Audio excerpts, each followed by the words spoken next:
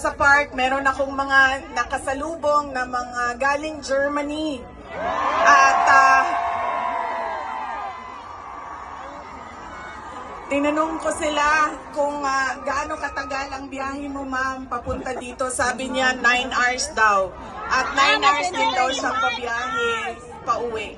So ganyan ang pinapakita ninyo na pagsuporta kay Pangulong Duterte at pagmamahal sa ating bayan. Maraming salamat sa inyong lahat. Alam ko, lahat kayo may hanap buhay, may kailangan asikasuhin, may mga personal na pinagdadaanan, merong kailangan na paglalaban na gawin sa mga damit ninyo, paglilinis ng bahay,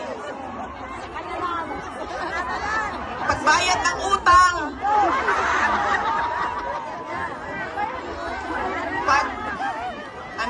pagtawad sa inyong mga mahal sa buhay doon sa Pilipinas, ay nandito kayo ngayong hapon na ito at ibinigay ninyo ang oras ninyo at panahon ninyo para mapag-usapan natin ang estado ng ating mahal na bayang Pilipinas. Maraming salamat po sa inyo.